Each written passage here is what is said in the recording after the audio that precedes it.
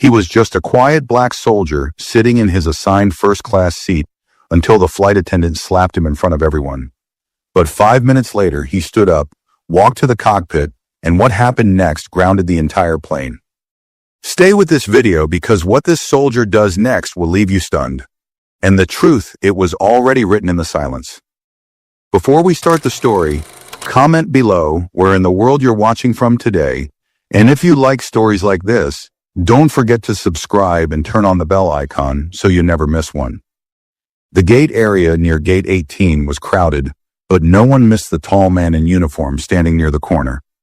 His name was Terrence Blake, and he stood straight with his shoulders squared, wearing a clean army uniform and a calm, unreadable face. His boots were polished, his movements quiet. A black backpack hung from his shoulder, and when the boarding agent scanned his first-class ticket, he gave a small nod and walked onto the plane without a word. Seat 1A was right up front wide, clean near the cockpit. Terrence placed his backpack gently beneath the seat, sat down and folded his hands. His gaze stayed forward. He didn't take out his phone. He didn't look around, but a few people did look at him, a man in a gray blazer sitting in one. C frowned when he saw the uniform. He looked away quickly, but Terrence had already noticed. More passengers boarded. A middle-aged woman in a floral blouse struggled with her carry-on. Terrence stood up, helped her lift it into the overhead bin, and returned to his seat without a word. She smiled at him faintly, but her eyes flicked to his uniform, then back to her purse. She didn't say thank you. She just sat down. Then came the sound of heels, sharp clicking. Quick, a woman stepped into the front cabin. Her posture stiff, her blonde hair pulled back in a tight twist. Her name tag read, Miss Danning. She was the lead flight attendant on this route, and she walked with the air of someone used to control. Her eyes moved row by row until they landed on Terrence. She stopped just like that. He didn't look at her, but he knew the pause. The stare, he had seen it before. Ms. Danning stepped forward slowly, voice loud enough for nearby passengers. Sir, this seat is reserved for first class. Terrence turned his head slightly. It is my seat, I don't think so, she said, her tone tightening. Let me see your ticket. He reached into his jacket and calmly handed it over. She snatched it without thanks, scanned it with a brief glance, then narrowed her eyes. This has to be a mistake, she muttered. It's not, he said. Miss Danning didn't respond to that. She looked at him again, not at his ID or his name, but at him. Her voice rose. You people always think you can get away with anything. Gasps didn't echo, but they were felt. A woman in seat 2. B stiffened. A man 3 rows back lowered his newspaper. Terrence didn't move. Is there a problem? And then she slapped him. Open palm loud across the face. He didn't react.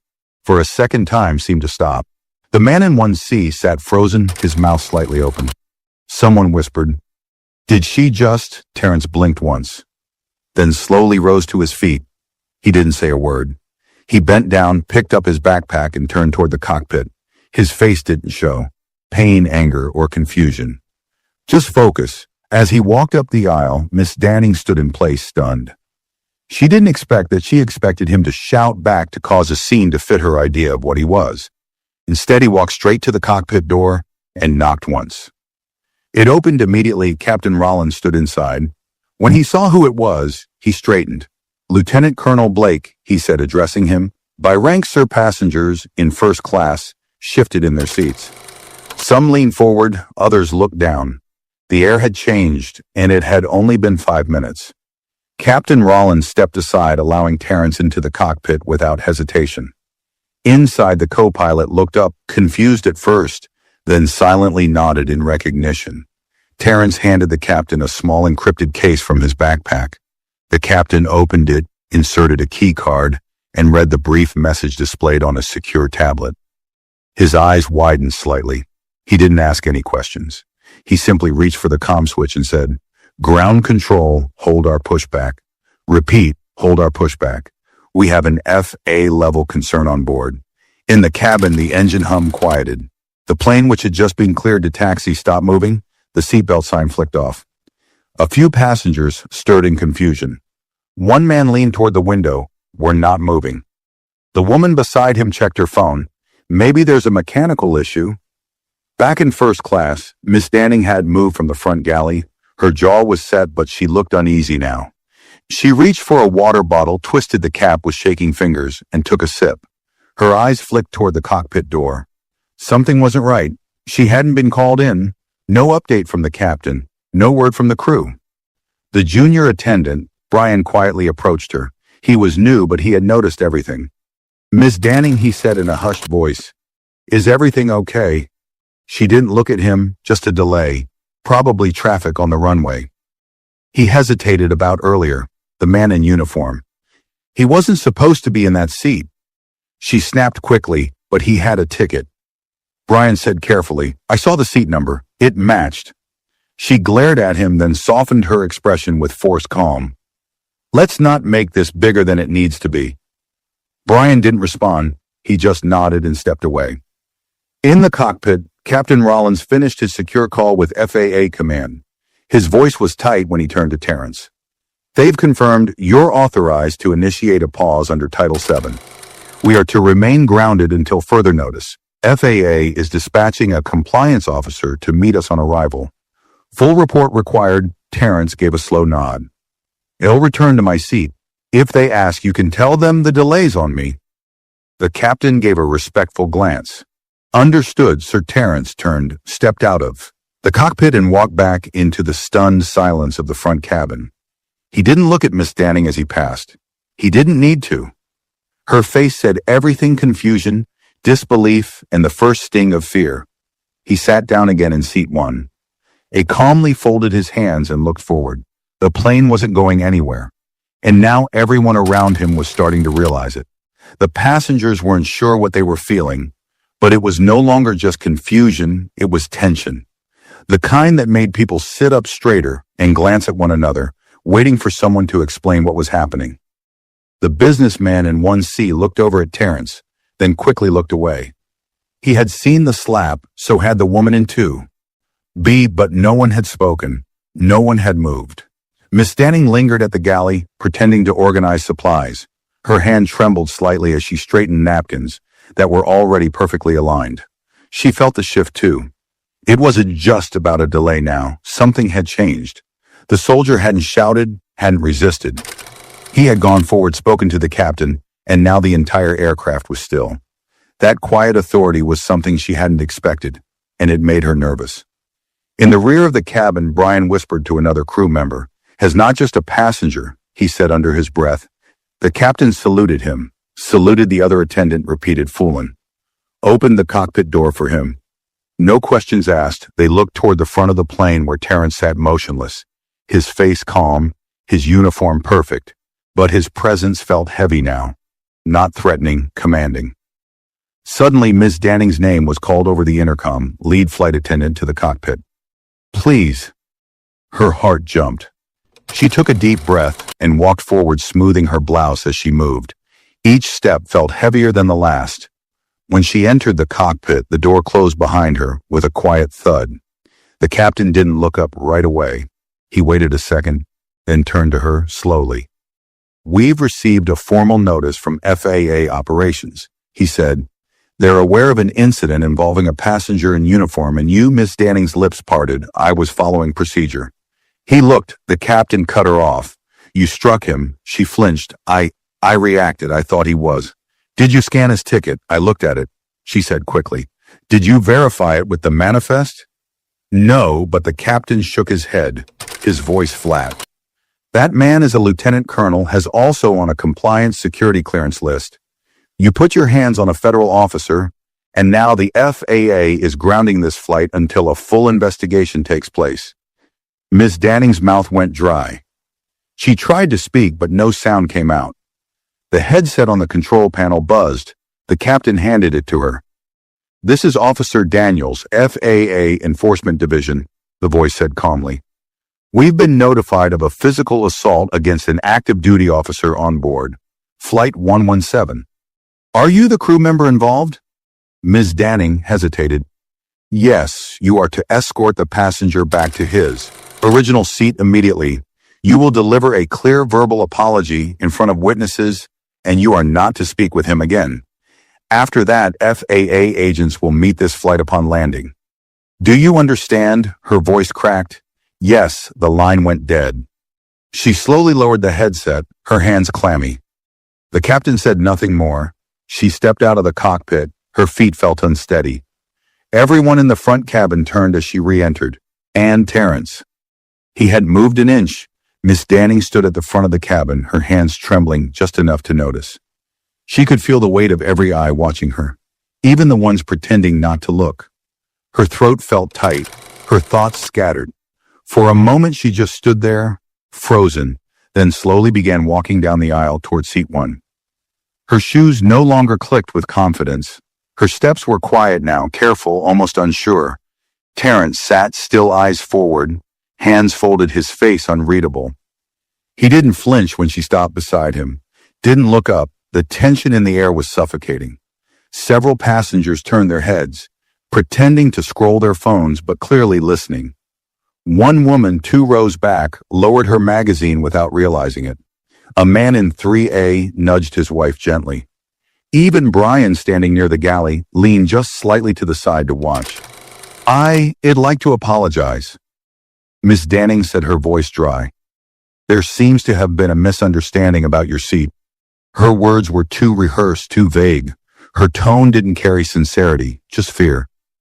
Terrence looked up, his gaze calm but piercing. A misunderstanding, he repeated quietly. She nodded, eyes darting. Yes, about the boarding pass. You saw the seat number, he said plainly. And you still slapped me. Her breath caught. For a split second, the entire cabin felt like it had stopped breathing. I shouldn't have reacted the way I did, she replied, trying to stay composed. It was a mistaken judgment. A few heads turned more openly now. The man in 1C leaned back, visibly uncomfortable. He had seen it happen. So had others. No one had intervened. Terrence didn't raise his voice. He didn't have to. You looked at my face and decided I didn't belong here. That's not a mistake. That's a choice. Miss Danning swallowed hard. Sorry, she said again, quieter this time. Say what you're sorry for, he said simply.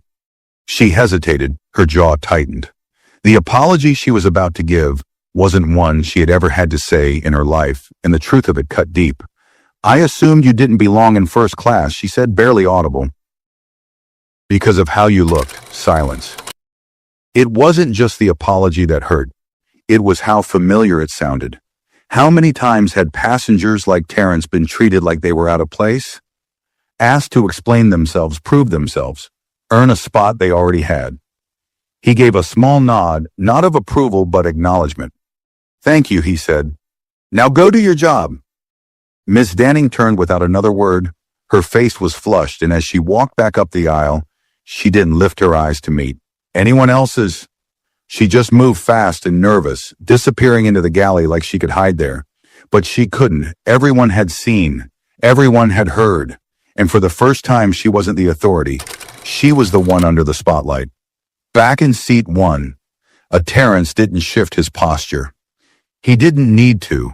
The silence around him had changed. It no longer treated him like an outsider. It held weight now, the kind of weight that made people think twice before speaking. The kind that rewrote the unspoken rules about who's allowed to belong. The cabin remained unusually quiet.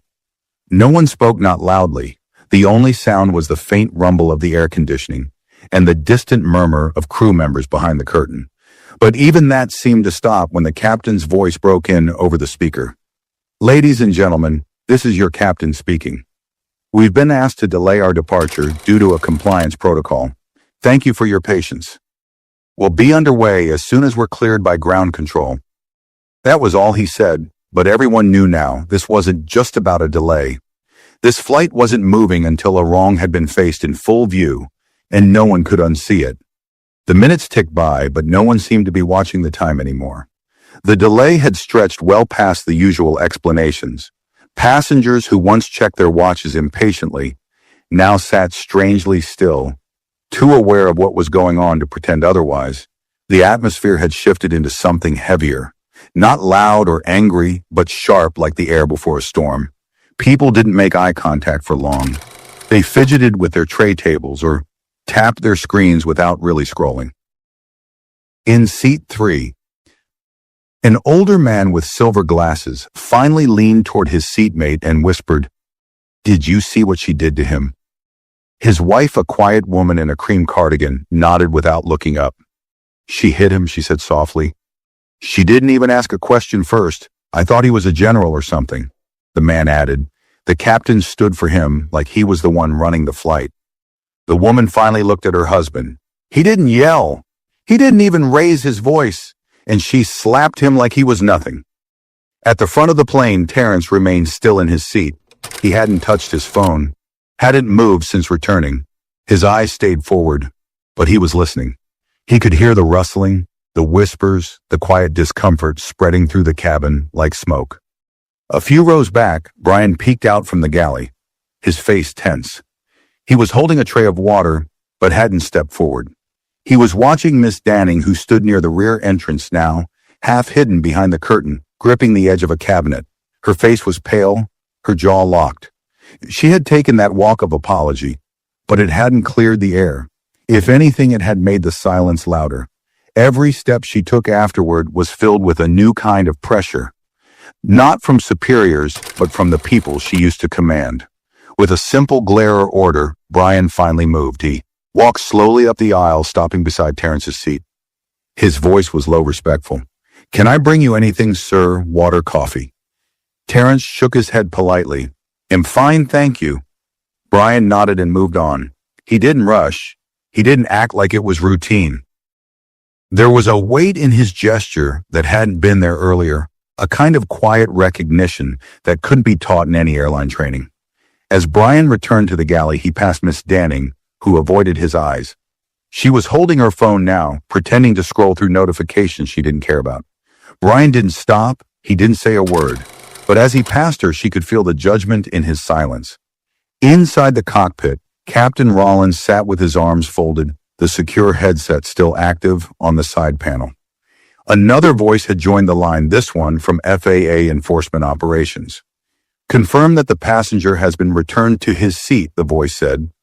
"Confirmed," Rollins answered, "and the crew member has issued a public apology." There was a short pause, then understood. However, due to the nature of the incident and the passenger's clearance status, a compliance officer will be boarding the plane upon arrival. The crew member in question is to be escorted for immediate questioning. The captain sighed. "Understood. Maintain passenger log, record all interactions." This case is now elevated. When the call ended, the captain didn't speak. He leaned back in his chair, staring at the dim cabin lights through the cockpit window. He'd flown through thunder emergency landings, hydraulic failures. But he had never seen a flight halted for something like this.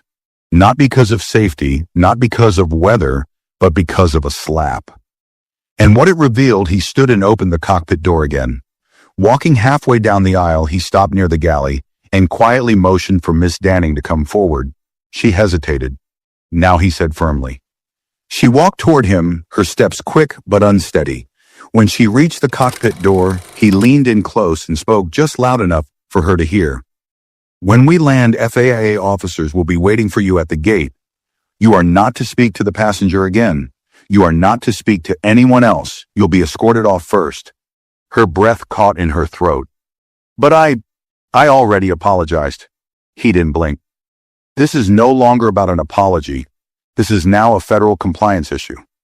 She looked around as if hoping someone would step in for her, but there was no one. The curtain remained pulled back, passengers quiet in their seats, ears sharp. She stepped back, face drained of color. She returned to the rear galley, her footsteps no longer sharp but unsure. She sat down on the jump seat and stared at the wall, her uniform suddenly feeling like a costume she didn't deserve to wear. Meanwhile, Terrence shifted his gaze out the window, watching the airport crew slowly moving equipment beneath the wing.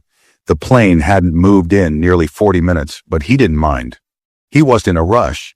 He had already done what needed to be done, not with a raised voice, not with force, just with truth and one quiet refusal to be invisible. Passengers began murmuring again, but the tone was different now. No longer restless or impatient, but uneasy. They weren't waiting for takeoff anymore.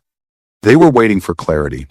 What had started as a routine flight now felt like a courtroom, and everyone on board had unknowingly been made a witness. Some looked out the window, others scrolled their phones, but no one could pretend they hadn't seen it anymore. Not after what had unfolded in full view. Terrence remained in his seat, unmoving still.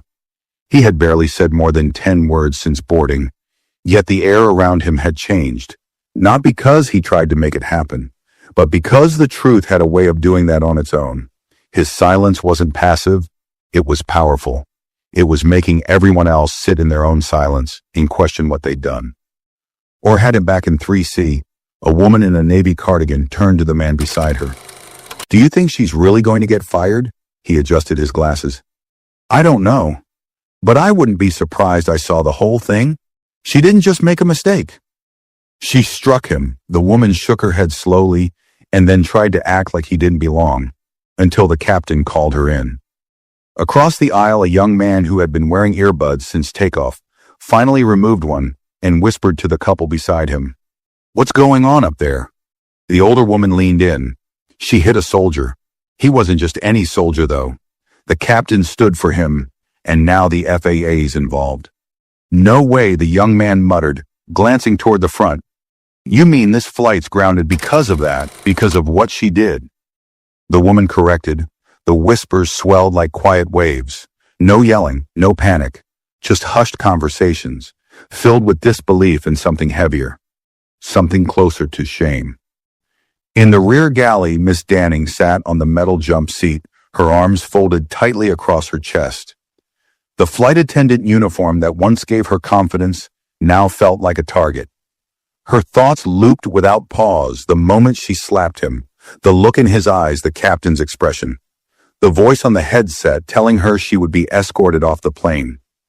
She hadn't lost control of the cabin. She had lost control of herself, and now she was facing the consequences. Brian stood nearby, wiping down the counter slowly. He hadn't spoken to her since the captain's announcement.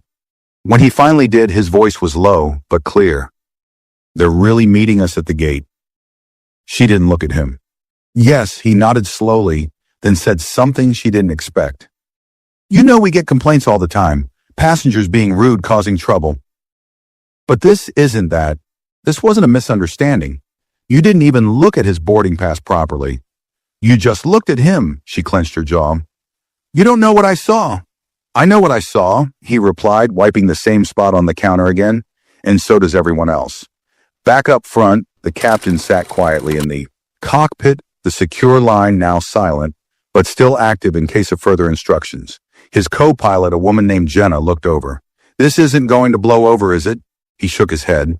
"Not with the FAA involved. Not with who he is. You think it'll go public. Eventually, these things don't stay quiet for long. And from what I heard, he's not just military. He's cleared through Federal Aviation Security. That puts this in a completely different category." Jenna exhaled. She didn't know she didn't care. The captain replied, "And now she'll have to." Outside, a black SUV with tinted windows pulled up beside the gate. No airline logo, no food delivery truck, just government plates and two suited figures waiting by the terminal doors. One held a small folder, the other had a badge clipped to his jacket. Inside, the atmosphere grew heavier by the minute. A woman in row 2 leaned forward and whispered toward the soldier. "Sir, I want to say, I'm sorry, I saw what happened. I didn't speak up, and I should have." Terrence looked at her, not with anger, not even with judgment, just a quiet understanding. "Thank you," he said. She nodded, then leaned back into her seat. Eyes damp, people were beginning to feel it now. Not just the discomfort, but the weight of their silence. The realization that they had seen something wrong and sat still, that the comfort of staying quiet had turned into the guilt of complicity. Near the front, Brian stood beside the curtain, his eyes on the boarding door. He turned back to Terrence for a moment, and the two locked eyes. Brian gave a subtle nod, the kind of gesture that didn't need words. The cabin lights dimmed slightly as the engines powered fully down. A moment later, the captain came back on the intercom. "Ladies and gentlemen, we'll begin preparing for disembarkation shortly. Please remain in your seats with your seatbelts fastened until further instructions. A team will be meeting us at the gate." We appreciate your cooperation." No one clapped. No one sighed. They knew the woman who once held control over the entire cabin was about to be the first to leave, and not on her own terms. The atmosphere inside the aircraft had turned thick with silence. Not the peaceful kind that comes before takeoff, but the sharp kind that forces people to reflect on what they witnessed. It was the kind of silence that made people lower their phones, shift in their seats, and realize that something irreversible had happened. And it had happened while they watched. Terrence remained seated calm as ever. His back was straight, his boots flat on the floor, his backpack still tucked neatly beneath the seat. He hadn't moved in over an hour, not because he was waiting, because he didn't have to. Everything was already in motion. Around him, the first-class passengers sat straighter now, more aware but still quiet. They stole glances in his direction, but none of them could meet his eyes for long. Not after what they had let pass at the rear of the plane. Miss Danning still sat slouched on the jump seat, her eyes staring blankly at the emergency instruction label on the wall in front of her. Her breathing was shallow, uneven. She had seen the SUV outside the window. She knew what it meant.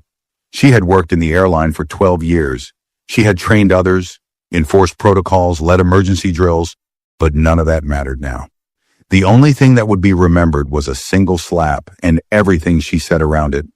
Brian stood a few feet away, arms crossed, eyes flicking back and forth between the cabin door and the seated passengers. He hadn't said another word to her. He didn't need to. His silence was deliberate, and it hurt more than if he'd yelled. She finally looked at him. "I've been here longer than you," she muttered. "I've seen worse happen. People yell, scream, push, and they get a warning." That's it. He didn't turn. None of them wore a uniform, her lips pressed together, her face flushing again. She wanted to explain herself, to say she was tired, stressed, misjudged the situation, anything. But she couldn't find a version of the story that made her look like anything other than what she had become in that moment. Someone who assumed a man didn't belong because of how he looked, and someone who struck him when he didn't agree. Near the front of the aircraft, the boarding door finally unlatched with a soft, metallic click. It was a small sound, but it echoed like thunder through the quiet cabin. Two figures stepped on board, a woman in a sharp black FAA uniform and a clean-cut man in a dark blue suit with a badge clipped to his belt. Neither of them wore a smile. Neither said a word. They walked with purpose past the first few rows, scanning the cabin slowly but deliberately. Passengers straightened up. A few reached for phones but quickly thought better of it. One man muttered, "That's federal," to his seatmate, who simply nodded in awe. The FAA officer stopped at the front row and looked down at Terrence Colonel Blake. She asked, her tone firm but respectful. He nodded once. "Yes, my name is Officer Rames. We're here on behalf of the Federal Aviation Authority and the Department of Aviation Oversight. We'll be escorting you off the aircraft last. Is that understood?" "Understood," he said plainly. The man beside her added, "We'll also be detaining a crew member for formal questioning. She will be removed first. We ask that you remain in your seat until the aircraft is cleared." Without another word, they turned and made their way toward the rear galley. Passengers twisted in their seats watching. All eyes were now on the back of the plane. No one pretended to be busy anymore. No one acted like this was just another delay. Miss Danning heard the footsteps before she saw the agents. Her whole body tensed. When they appeared in front of her, she stood up slowly, hands pressed to her sides, her mouth slightly open, like she wanted to ask a question but knew better. "Miss Danning, Officer Rames," said, her voice steady. "You are to step off the aircraft now. You'll be escorted to a private room for immediate questioning, the former lead flight." Attendant nodded faintly, her lips pale. She turned toward Brian as if to say something, but he stepped aside without a word. That silence his the passengers, the crews, was louder than anything she'd ever heard in a pressurized cabin. She walked up the aisle slowly, every step heavy. No one cheered. No one jeered. But everyone watched. It wasn't dramatic. It was worse than that. It was quiet. Devastatingly quiet. The kind of quiet that sticks. As she passed row 1, she made the mistake of glancing at Terrence. He looked up, met her eyes once, not with hatred, not even anger, just quiet, firm disappointment, and somehow that was worse. Her gaze dropped. She kept walking. By the time she stepped off the plane, she had aged 10 years in her own mind. The air outside didn't feel like freedom. It felt like exposure. And waiting just beyond the jet bridge was a table, a clipboard, and a government representative ready to write it all down. Back in the cabin, the door sealed again with a pressurized hiss. A few passengers finally exhaled. One man whispered, "That's the reason we never left the gate." A woman replied quietly, "She just ended her own career." Terrence didn't react. He reached down, adjusted the strap of his backpack, and leaned back slightly in his seat. The storm had passed, but only on the outside. Inside the aircraft, everyone now sat in the middle of something far bigger than a flight delay. They were sitting in the space between right and wrong, and they'd all seen what happened when someone made the wrong call. In the wrong moment to the wrong person, and that person didn't yell, he just made a call and grounded the plane. The cabin door remained closed, but the entire aircraft felt exposed, stripped of its usual hum of safety announcements and beverage carts. The plane had transformed into something unfamiliar, a place of quiet reckoning. Not a single passenger spoke above a whisper. Even the clink of an overhead bin being shut near the back caused heads to turn. The sense of normalcy had vanished the moment Miss Danning stepped off the plane, with the FAA agents at her side. Terrence remained seated in 1A, his shoulders relaxed, his gaze fixed on the wall ahead. He hadn't looked back once since the officer left with her. Not because he didn't care, but because this wasn't about spectacle. It wasn't about punishing someone in front of an audience. It was about making the system pause long enough to notice what it had ignored for too long. Just a few rows behind a woman in her 30s, with a toddler on her lap, leaned forward slightly. She hadn't said a word during the entire incident, but now her voice was soft and clear. "I'm glad she's gone." Her husband beside her nodded slowly. That was hard to watch. She looked toward Terrence. And harder to admit, we didn't say anything. Passengers nearby caught fragments of the conversation. Nobody interrupted. Some sat with their arms crossed, uncomfortable. Others stared at their own reflections in the windows, lost in thought.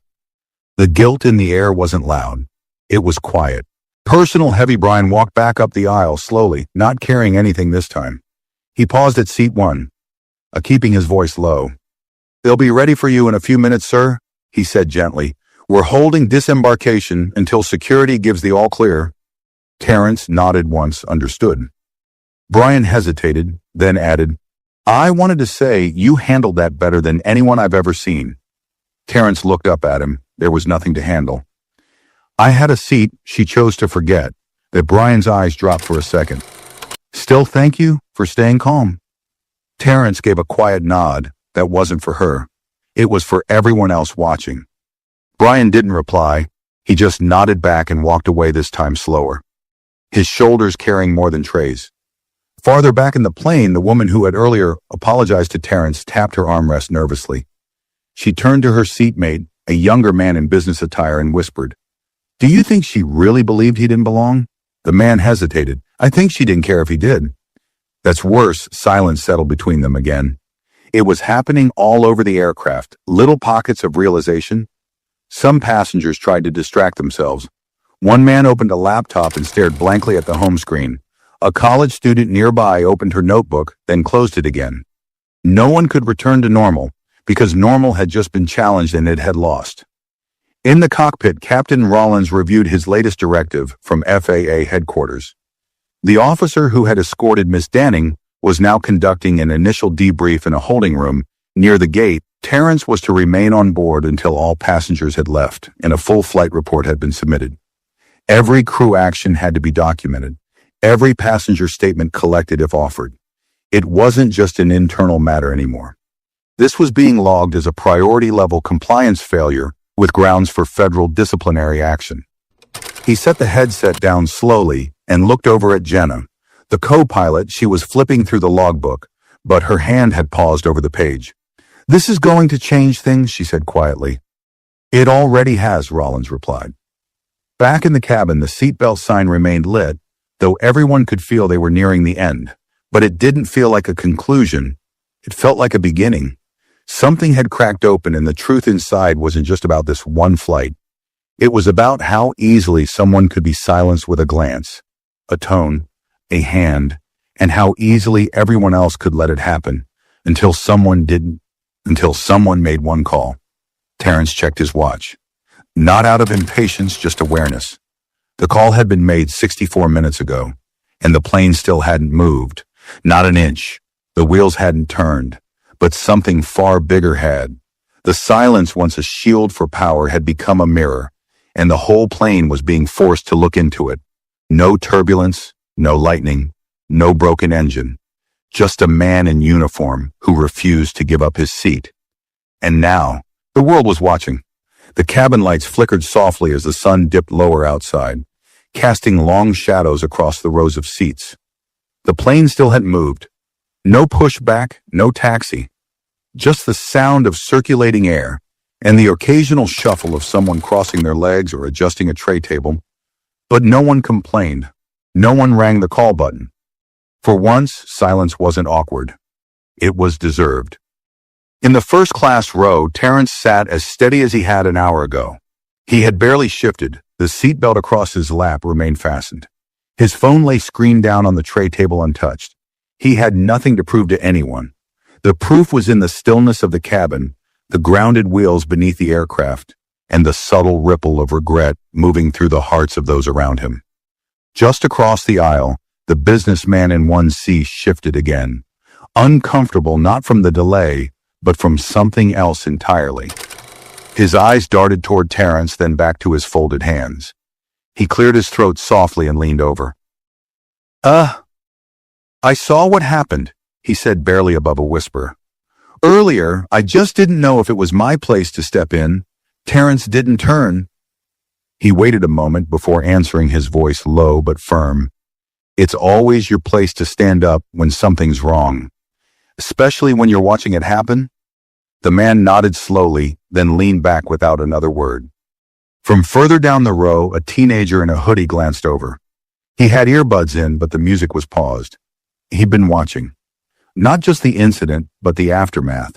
How a man had absorbed a blow, stayed composed, and still controlled the entire cabin without raising his voice. He didn't say anything out loud, but something settled in his eyes, a quiet lesson he wouldn't forget.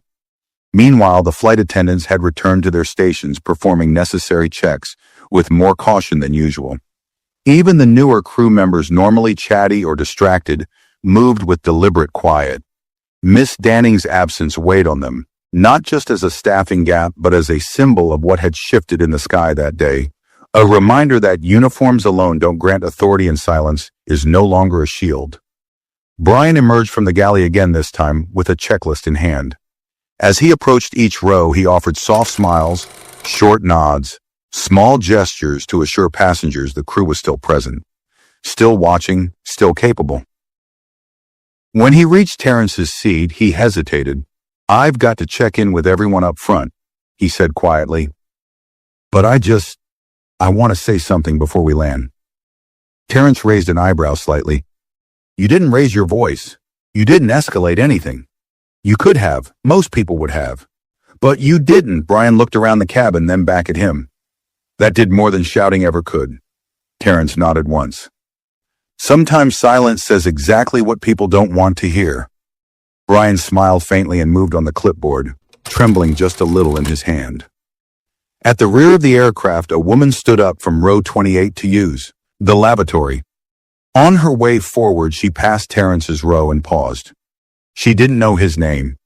She hadn't seen the slap, but she had heard enough whispers to know what had happened. She looked at him briefly, eyes uncertain, then lowered her gaze and continued to the restroom. But something in her walk had changed, slower, more aware. Even passengers who hadn't seen the incident directly could feel the shift. It was no longer about the seat or the uniform. It was about something deeper: permission to belong, permission to sit without explanation, and permission long denied to many to be treated as an equal the moment they stepped on board. No questions, no assumptions, no doubt. Outside the aircraft, the SUV was gone. In its place stood a new pair of officials, one from the airline's internal investigations team, the other from the FAA's compliance division. Both held clipboards, Both were reviewing notes from the cockpit, the cabin logs, and passenger seating charts. The airline had made it clear this incident was to be fully documented, addressed, and most importantly, not repeated. Inside, the captain's voice came back over the speaker this time, slower, more measured. Ladies and gentlemen, we'll begin our disembarkation shortly. For procedural reasons, please remain seated until your row is called. We appreciate your patience. No one moved. They were used to standard instructions, but this one felt different. More official, more final. And then after a moment of pause, something unusual happened. A woman in business class, well-dressed, confident, looking, stood and turned toward Terrence's row. She didn't raise her voice. She didn't make a scene. She simply said thank you. Terrence met her eyes briefly, then gave a slight nod. That was all, but the ripple it sent through the cabin was unmistakable. A man in row 5 said, "You changed the way I see things." Another in row 6 added, "You didn't just hold your seat, you held your ground." Terrence didn't answer them all. He didn't have to. Sometimes the most powerful moments happen after the storm, when the people who watch silently begin to find their voices again. The plane was still grounded, but the truth, it had already taken flight. The cabin remained still, though the tension had shifted into something else. Not anxiety, but accountability. People who had boarded the plane thinking it was just another flight were now sitting in the middle of a story they hadn't expected to be part of. And even if they didn't say it aloud, they knew they would carry it off the plane. A few rows back, a mother with 2 school-age boys sat in silence. One of the boys leaned toward her and whispered, "Why did she hit him?" The mother didn't answer right away. She looked toward the front, where Terrence still sat upright, composed, silent. Because she thought she could, she finally said. The boy furrowed his brow, but he didn't do anything. "I know," she replied, her voice quiet. "That's why it matters not far from them." A young woman opened her phone and started typing a message she hadn't planned to write. "I saw a soldier get slapped today. He didn't yell, he didn't push back. He made a call and the whole plane froze. FAA agents delay all of it. But what shook me the most, no one stood up when it happened. Not one of us."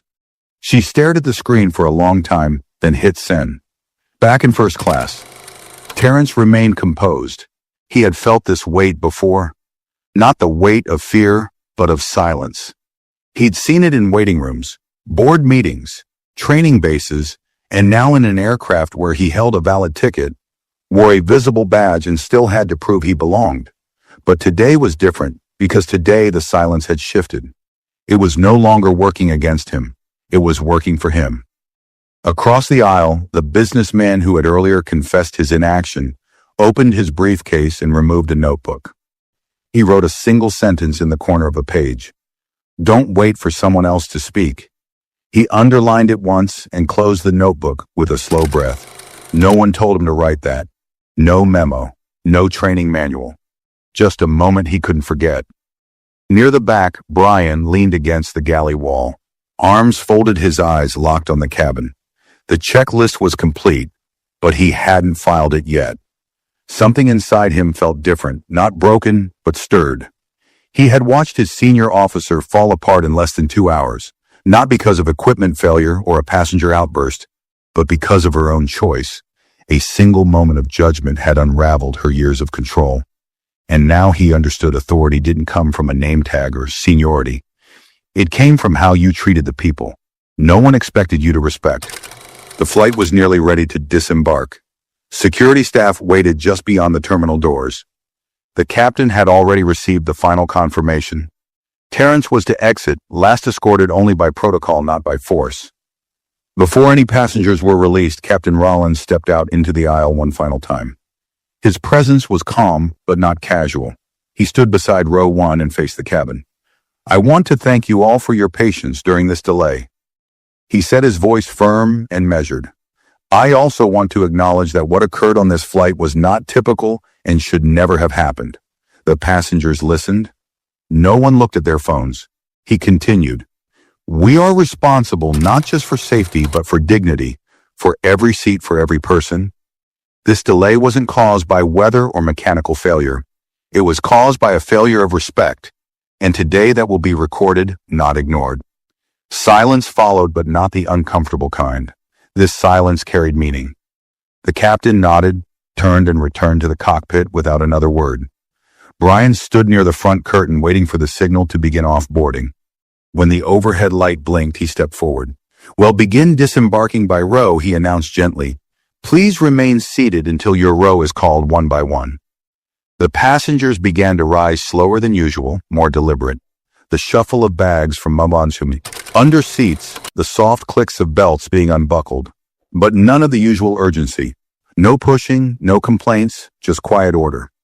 As rows emptied, some passengers passed Terrence and nodded.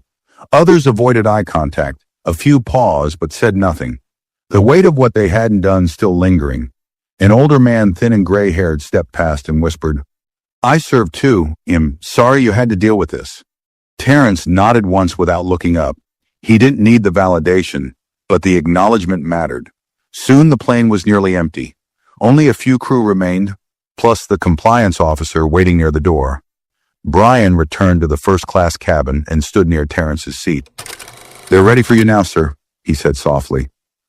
Terrence looked up. His expression hadn't changed. Calm, focused, unshaken. He stood slowly, picked up his backpack, and straightened his uniform. As he walked up the aisle, every pair of eyes that remained followed him, not out of curiosity now, but out of awareness. The kind that stays.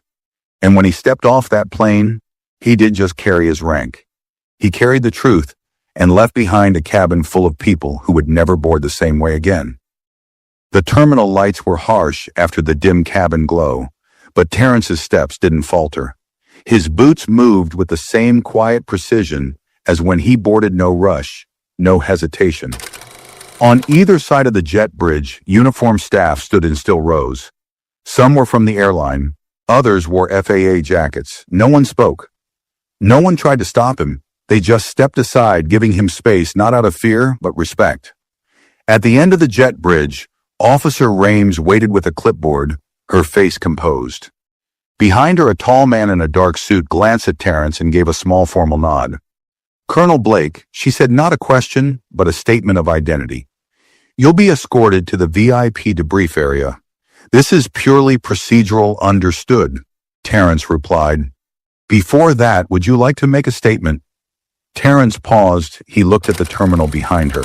The crowds walking past, the rolling bags, the blinking flight boards showing updates for cities far away. Then he turned his eyes back to Rames. "I didn't come here to teach anyone a lesson," he said quietly. "I just came to sit in my assigned seat." Rames studied him for a second, then nodded. Noted with that Terrence was led down a private corridor, away from the noise, away from the gawking passengers lingering behind glass walls. Some recognized him now. Word had spread fast. A few people tried to snap photos, but security gently blocked their view. Others whispered among themselves, but none dared speak directly to him, because deep down everyone knew this wasn't a media moment. It was a mirror, and nobody wanted to see themselves in what had happened on that plane. Inside the terminal's private security room, Ms. Danning sat stiffly at a metal table. Her uniform jacket had been removed. Her hands were folded tightly on the tabletop, her knuckles white. A bottle of water sat unopened. Beside her, she hadn't spoken in nearly 10 minutes. Across from her sat a representative from the airline's compliance department, his face unreadable, a legal pad in front of him. "For the record," he began again, "you confirm that you approached the passenger in seat 1A without a directive from the crew manifest or any report from another flight member?" "Yes," she muttered. "And your reason for approaching him was?" She hesitated. Her throat moved like she was swallowing something sharp. "I didn't recognize him. I assumed he wasn't supposed to be there." "Did he show you a boarding pass?" "Yes." "Did you scan it?" "No." The official leaned forward slightly. "What about him? Made you think he didn't belong?" She froze. The question hovered in the air. "You understand," he continued slowly. "This is what the FAA is asking. This is what the airline must account for. What exactly did you see or think you saw that made you ignore protocol, bypass ID verification, and physically strike a passenger in uniform?" Her voice cracked. He didn't look like someone who flew first class. Silence followed, the pen in the official's hand moved slowly across the paper. "Thank you," he said flatly. She wanted to defend herself, to explain. But every excuse she had rehearsed crumbled under the truth of what she'd just admitted. Across the airport in a glass-walled conference room, executives from the airline had gathered around a speakerphone. Legal teams, public relations managers, and department heads all sat in tight, straight rows, the silence broken only by the occasional shuffle of paper. On the screen in front of them, a paused security video from the gate. It showed Miss Danning confronting Terrence. No audio, just body language, her arm raised, his head recoiling. This footage, one executive said, is going to be part of every training session from now on. The head of PR spoke next. The press is already calling. We've got social media chatter, hashtags forming. The FAA is confirming they were involved. We either address this now or lose the narrative. The CEO, a gray-haired man in a navy tie, looked toward the footage again. Release a statement, apologize publicly, make it clear we're cooperating with the FAA, but don't just talk, implement. A legal advisor leaned in. We have to suspend her immediately. Termination proceedings will follow. She violated at least 5 conduct protocols and federal discrimination guidelines.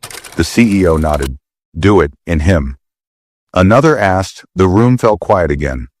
Send him a formal apology. The CEO said, no, not just a letter. Contact the Pentagon. We want to issue that apology through the channels he answers to. Not as a favor, as accountability. At that moment, back in the VIP area, Terrence sat in a quiet lounge sipping a bottle of water, his backpack beside him. He hadn't asked for special treatment. He hadn't demanded compensation or press. He had asked for one thing: to be treated like he belonged in the seat he was assigned. And when that was denied, he had acted not out of emotion, but out of principle. A young staff member entered the room carefully. Colonel Blake, she said, we've just been told that the CEO of the airline will be reaching out directly. They're preparing an apology. Terrence raised an eyebrow slightly. To me? Yes, sir. He looked at her, then back at the water in his hand. Let them keep it, he said. Tell them to change the policy. That's the only apology that matters. The staff member nodded, her voice quiet.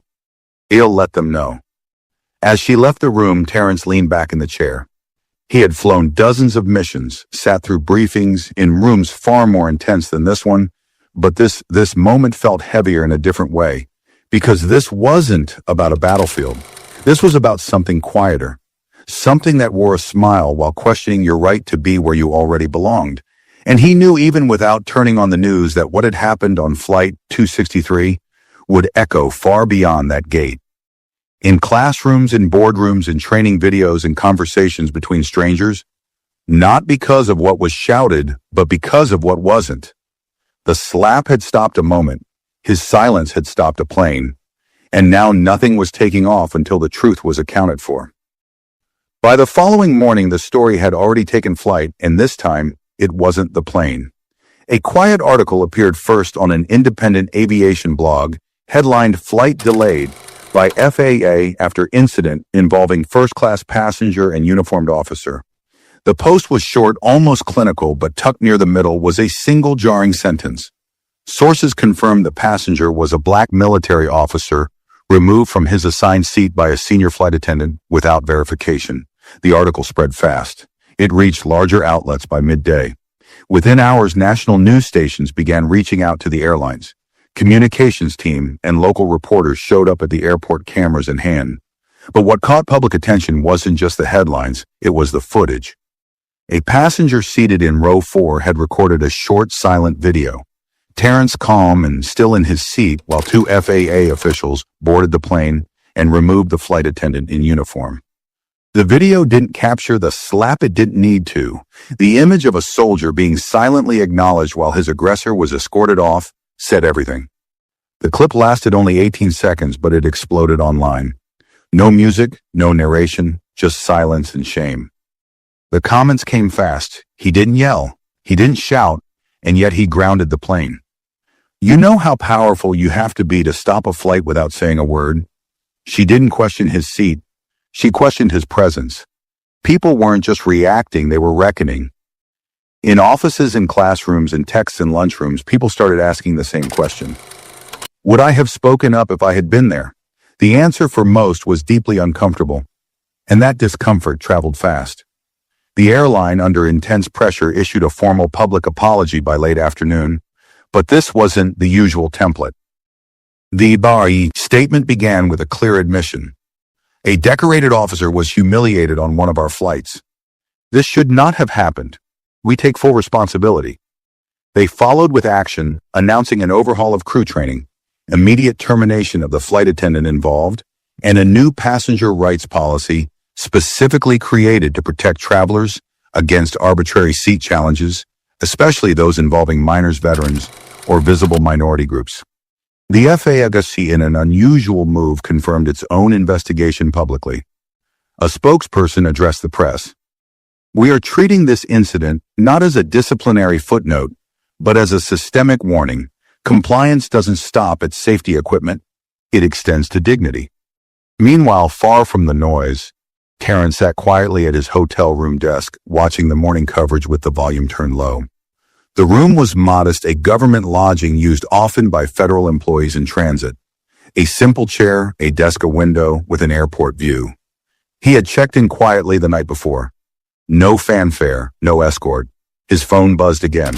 Another text, another message, another request for an interview. He ignored them all. He hadn't done this for recognition.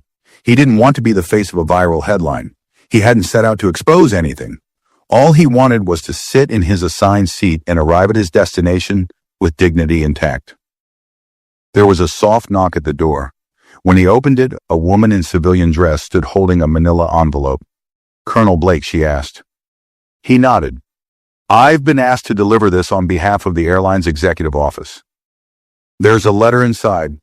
Also confirmation of their full policy change and a request for you to join a private board to advise on future training programs." Terrence took the envelope silently. "I'm just the messenger," she said before stepping back and disappearing down the hall. He closed the door and placed the envelope on the table without opening it.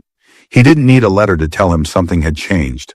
Across the country, in a classroom outside Denver, a teacher stood at the front of a high school ethics class holding a printed article in her hand. She began with one line: "Today we're discussing what happens when silence becomes a stand." On the screen behind her, the headline glowed, "Flight grounded by one man's."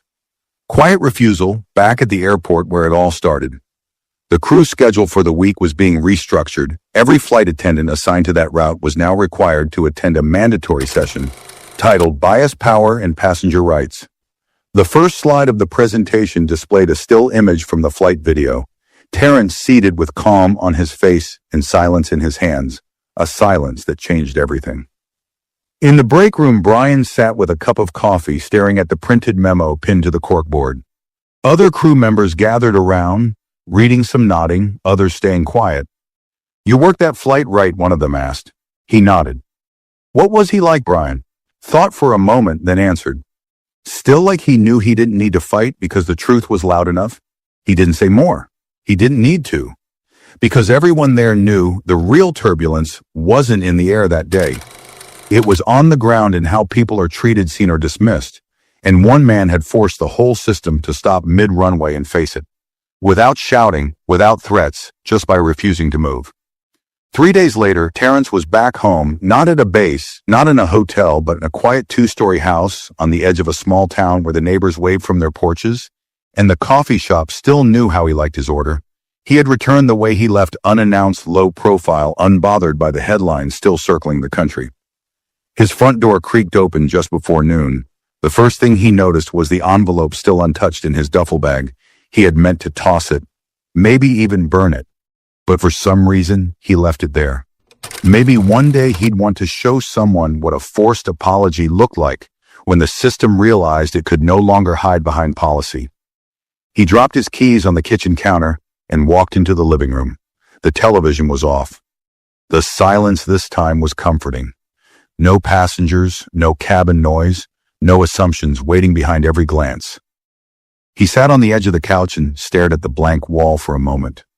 It had been 3 days and still not a single person from that flight had reached out to him directly, except one. At exactly 6:47 a.m. that morning, a handwritten letter had arrived in the mail. It was from the woman in row 12. Her name was June Bailey, He remembered her short gray curls, sensible shoes, kind eyes. She had said nothing on the flight, but her eyes had said enough. Now her words were on paper in shaky cursive. Dear Colonel Blake, I was on your flight last week. I didn't speak up when I should have. I sat there and watched someone treat you like you didn't belong, even though you clearly did. I want to tell you that I'm sorry, not just for myself, but for my silence, which allowed that moment to stretch far longer than it should have. Your calm, your stillness, it did something to me. I've been a nurse for 42 years. I've seen people act from panic, from fear, from anger, but I've never seen someone change a room by simply not reacting. You changed that entire plane without raising your voice. That's not weakness, that's control. And that control taught me more than any diversity seminar ever has. Thank you for holding your ground, even when none of us held it with you. With respect, June Bailey. Terrence read the letter twice. Then he folded it carefully and placed it inside a drawer right next to a worn photo of his father in uniform. The kind of man who always told him, you don't have to shout to make a point, but if the system won't listen, stop the system. Later that evening, his phone buzzed again. This time, it wasn't the media, it was the Department of Defense. An internal request had been made. Would Colonel Terrence Blake be willing to lead a new interagency training module for active duty personnel on handling public confrontation with grace authority and psychological restraint? He stared at the message. Handling public confrontation. The irony wasn't lost on him. The military wanted him to teach people how to do what he had done. Sit down, stay quiet, and still shut down an entire operation without lifting a finger. He didn't answer right away. Instead, he stepped outside onto the porch, letting the cool evening air settle around him. The wind carried a distant hum of traffic. Somewhere a dog barked, and beneath it all, there was peace. The kind of peace that only comes after truth has been seen, not just heard. Across the street, his neighbor, Mr. Ellison, an older white man with a veteran's hat and a cane, raised a hand in a small salute. Terrence returned the gesture with a nod. The world hadn't changed overnight. Airports would still be tense. People would still judge without knowing. But something had cracked, something quiet, invisible, and long overdue. And that was enough. He looked down at his phone again and typed out a reply.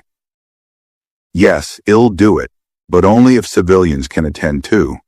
Because what happened on that plane wasn't just a military lesson. It was a human one, and it had grounded more than just a flight. It had grounded assumptions, systems power that had long gone unchecked. And from the stillness of that moment, something finally began to move in the right direction. Over the next few weeks, the fallout from Flight 263 continued to ripple through every corner of the aviation industry and far beyond it. The airline's revised policy manual was rolled out publicly with bolded headlines that hadn't existed in earlier versions: passenger rights, regardless of appearance. Authority limits of cabin crew and protocol for conflict. Without bias, major news outlets praised the clarity and transparency. Civil rights organizations cautiously applauded the step forward.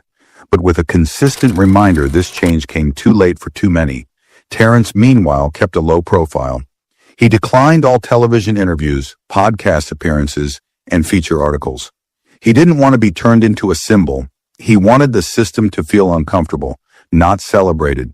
For him, the entire ordeal had never been about exposure. It had been about Principle A. Man in uniform had been stripped of dignity in public, and rather than cause chaos, he had let the silence carry the weight. That silence, ironically, had said far more than any viral quote could. Still, the request poured in. Universities invited him to speak on racial dynamics in institutional systems. Government agencies wanted his insight on calm resistance in crisis response. And airline unions even reluctantly asked for his input on how to better train crew in recognizing the difference between authority and entitlement.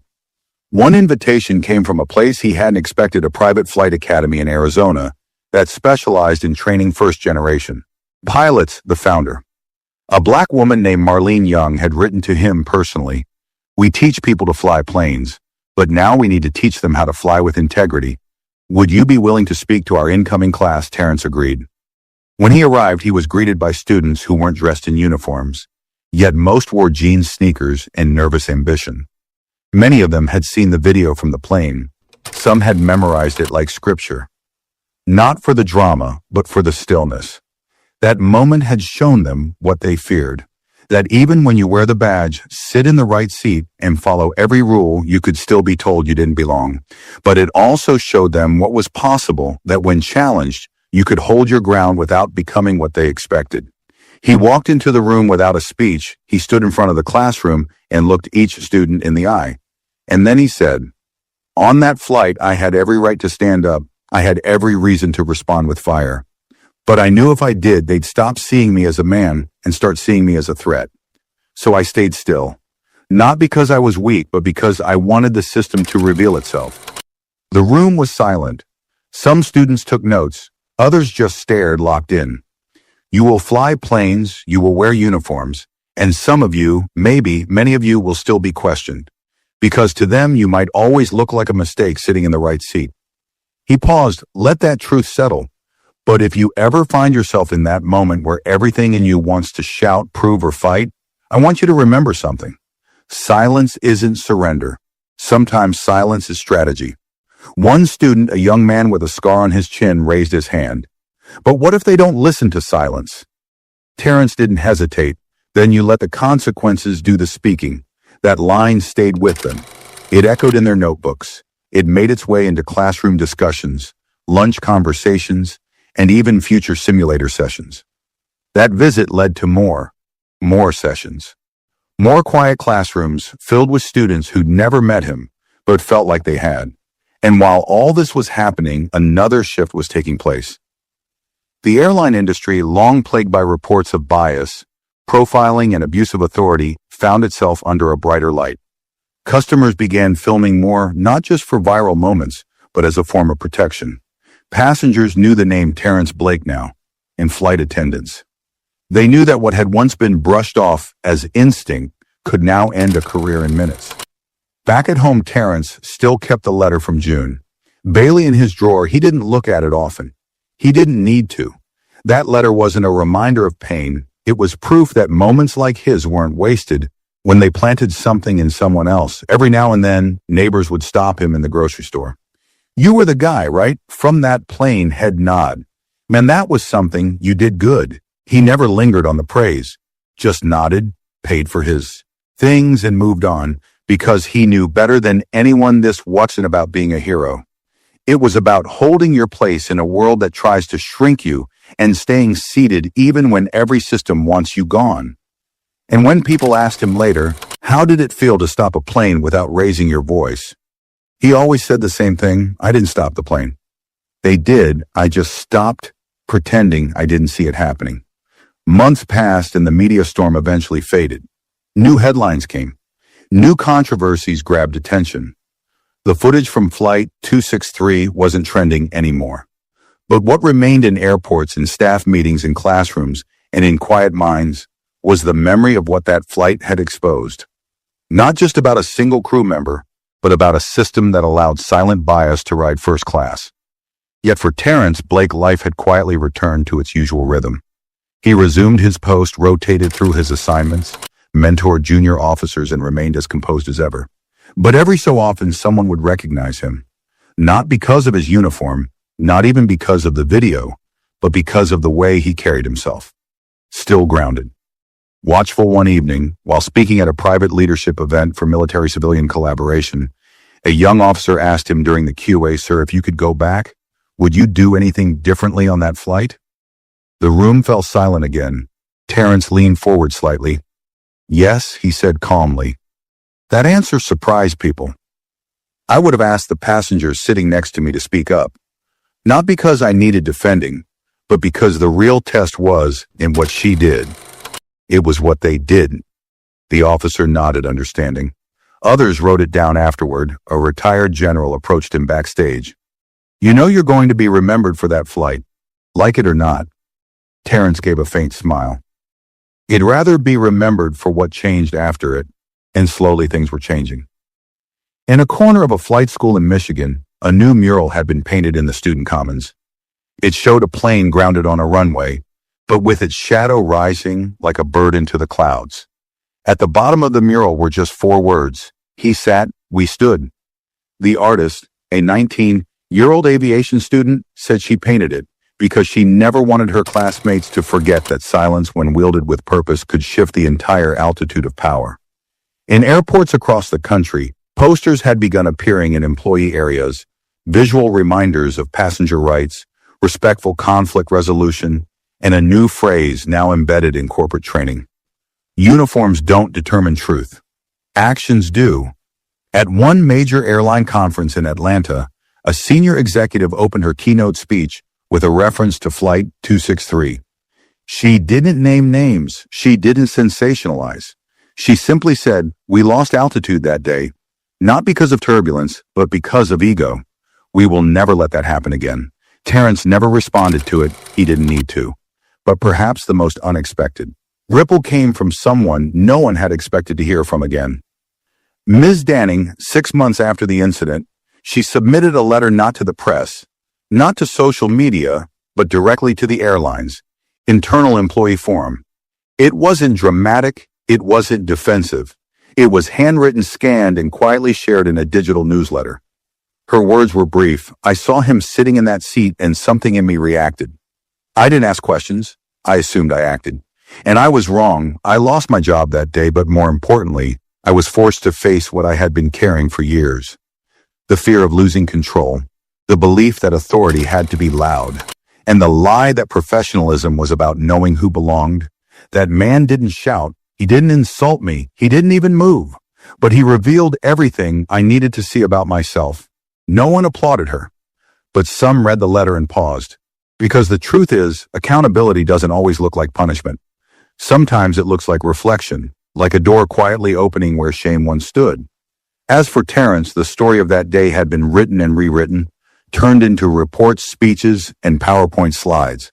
But for him, it remained personal, not because of what the world saw, but because of what it did. He remembered the silence on that plane. He remembered the boy asking his mother, why did she hit him? He remembered the woman in row 12, the one who sent the letter.